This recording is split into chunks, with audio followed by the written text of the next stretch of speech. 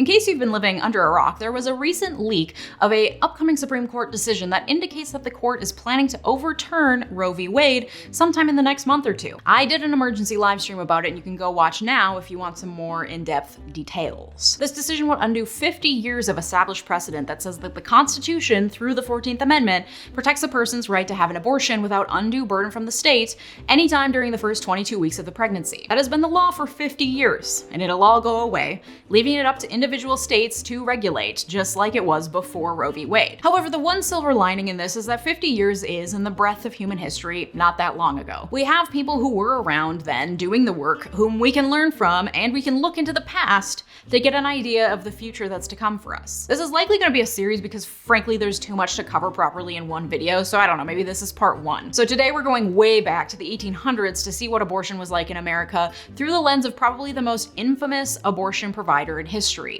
Madame Restell. All right, strap in, my guys. We are going way back into history. And before we get too far into this, I do want to give a quick trigger warning. We're talking about abortion, obviously, but also death and, spoiler alert, suicide, okay? So in the 1700s and early 1800s, early stage abortion was legal. Abortions were only illegal if they were performed after what was called quickening, which was when pregnant women could feel fetal movement, which was around the 4th month of the pregnancy. Fun fact, the word abortion only applied to losing a baby in the later stage of pregnancy after quickening. The loss of a fetus prior to quickening was just referred to as slipping away, or that the menses had been restored. Historians have argued that at this time, generally people didn't think that life began at conception, not even the Catholic Church. A point which really shouldn't matter considering the separation of church and state thing that we like to think we have in this country, but I digress. Anyway, in early colonial America, self-induced abortion in the early stages of pregnancy was common via the use of various herbs like savine, which is derived from juniper bushes, and other herbs like Seneca snake root and cottonroot. Taking these herbs after noticing that your period had stopped was common in order to bring on the menses,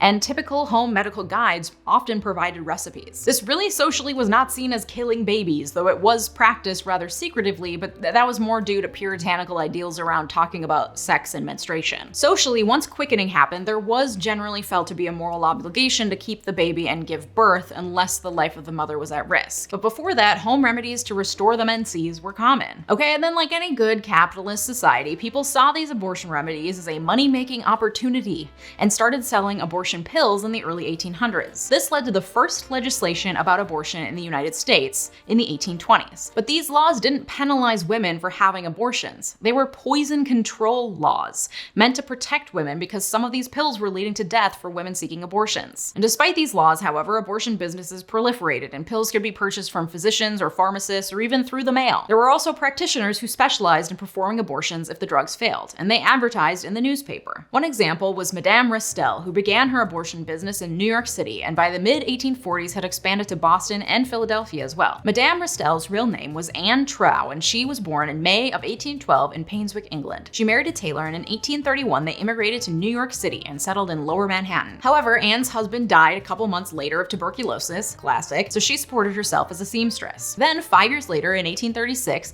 she met and married Charles Lohman, a printer at the New York Herald. During this time, Anne had developed an interest in women's medicine, though it's not really clear how or why that happened. Together with her husband, they made up a story that Anne had traveled to Europe to train as a midwife with her grandmother, who was a renowned French physician named Restell.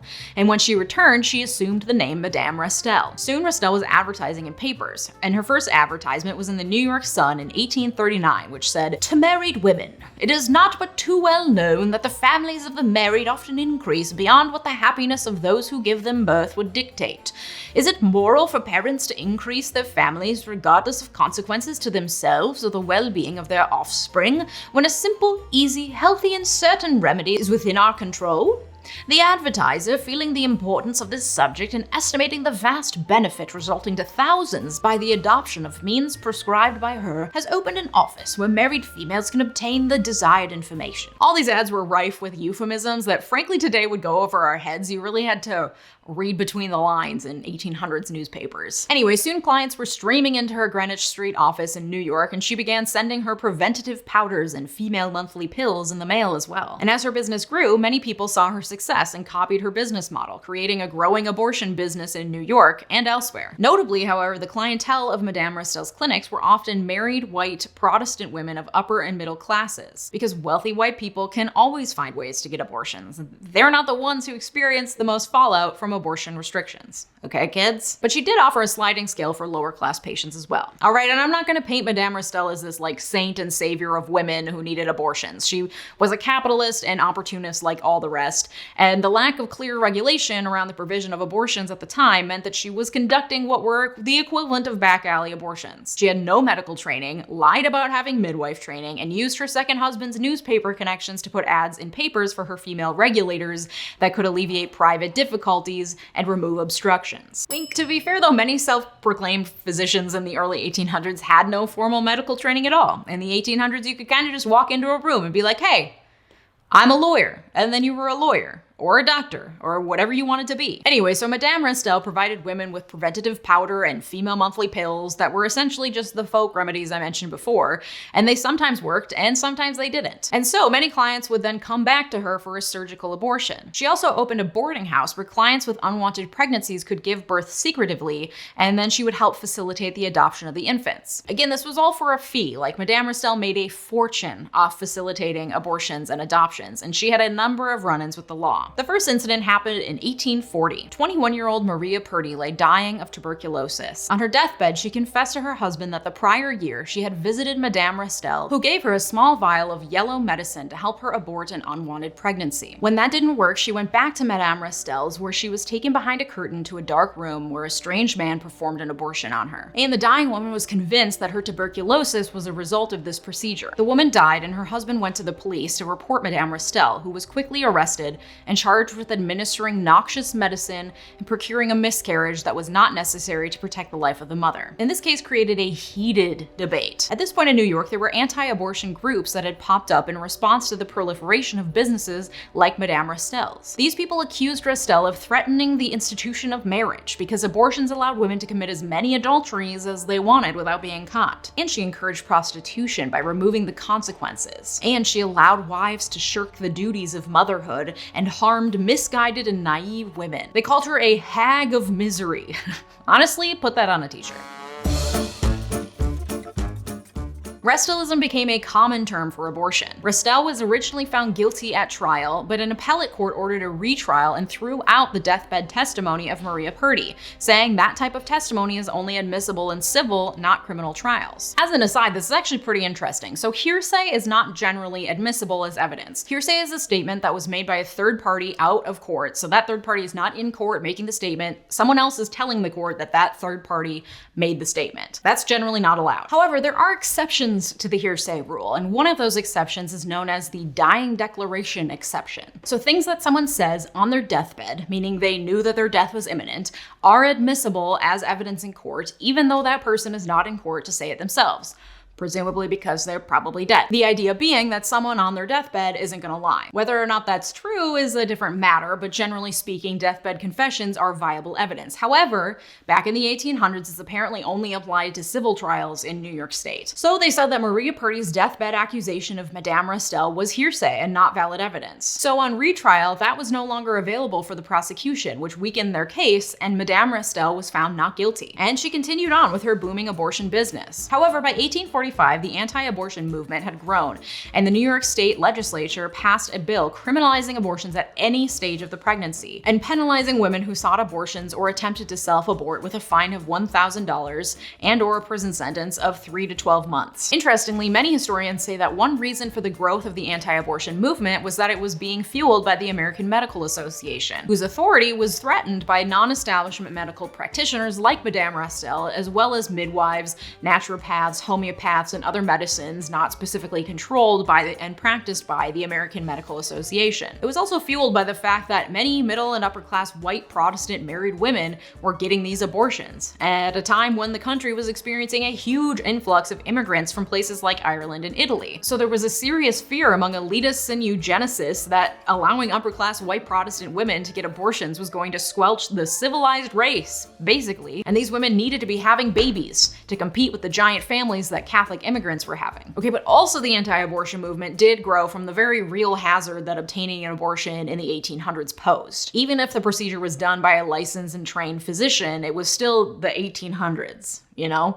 Everything led to tuberculosis or sepsis and a certain death. Okay, so the public continued to scrutinize Restell and her business, and more legal troubles soon followed. In 1847, a woman named 𝗪𝗑𝗪𝗑𝗡𝗧 sought an abortion, but Madame Restell refused, saying that she was too far along in the pregnancy. It appears that Maria had an illicit lover of some means who did not want the scandal to come out that he had impregnated this woman. So after pressuring Restell and offering to pay a high price, Madame Restell agreed to perform the abortion. Maria then suffered from complications from the abortion and sought treatment from a physician who could tell that she had had an abortion and reported her to the police. This all led back to Madame Restell, who was then arrested for second-degree manslaughter for conducting a late-stage abortion. She was found guilty and sentenced to a year in prison at what is now Roosevelt Island. After getting out of prison, she quit performing surgical abortions, but continued offering pills and running her boarding house for women to give birth in secret. And she had amassed a fortune, which drew more public hatred her way. She apparently rode around Manhattan in a huge,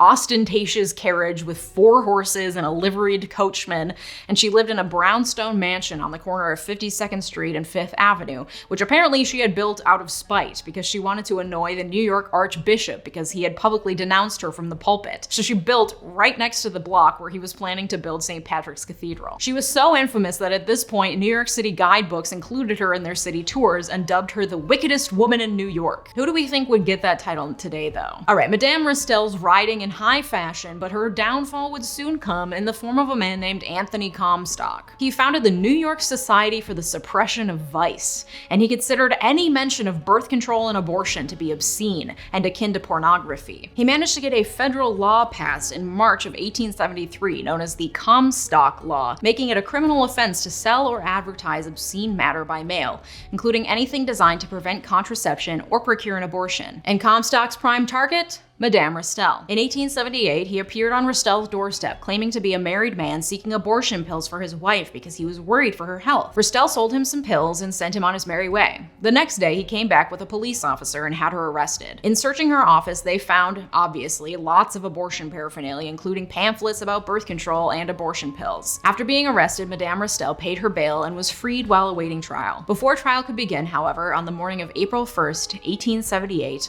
Restell's chambermaid found her dead in the bathtub. She had slit her own throat from ear to ear. And while Madame Restell had made a notorious name for herself and was hated by many, she also is said to have received hundreds of letters of thanks from the many people that she helped at a time when men truly ruled the world and women had to secretively take matters into their own hands by any means necessary. And that's the story of Madame Restell, probably the most infamous abortion provider in history. Okay, but you might be wondering, Leeja, if you're pro-choice, why are you telling this horrible story about a woman who was hated because she killed some people and performed dangerous abortions? Okay, good question. All right, I'm telling it for a number of reasons. First, a lot of the anti-abortion sentiment that really began fomenting in the United States in the 1800s was due to religious beliefs, elitism, racism, and due to the fact that abortions in the 1800s were extremely dangerous and being done by people with no actual training. Today, abortion is significantly safer, often safer than going through with a pregnancy, especially if the pregnancy is dangerous to the mother, but also especially in the United States, which has one of the worst maternal mortality rates in the quote-unquote developed world. Also today, ideas of the soul and of life and of when it begins that are dictated by religious beliefs shouldn't, theoretically, have a say in the laws that we write, especially considering that not all religions support total bans on abortion, so it is clearly coming from a specific religion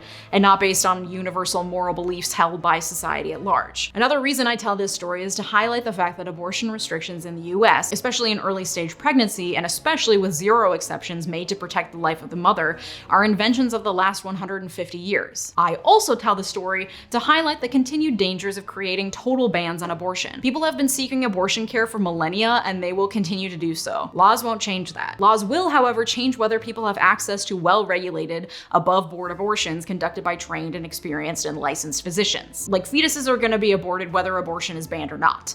Banning abortion doesn't save more fetuses. Banning abortion exclusively kills more of the people carrying the fetuses. A study conducted in the years before before and after Roe v. Wade was passed show a significant decline in the number of deaths caused by abortion in the United States. This graph shows that the decline in abortion deaths is specifically due to the decline in illegal abortion deaths, with death related to legal abortions remaining the same. This is how it works. More people will die, and few fetuses will actually be saved by banning abortion. And looking into the past helps us to see the very real consequences of total bans on abortions. Let me know what else you'd like me to cover on this topic. I'm thinking of doing a series, maybe looking at abortion in the more recent history, like the 1960s and 70s before Roe v. Wade. Comment below. If you like this video, I bet you'll also like this live stream where I broke down exactly what's going on with the Roe v. Wade decision. If you'd like to support this channel, please consider becoming a member or joining me over on Patreon. Thanks so much for watching. Have a good day. Bye-bye.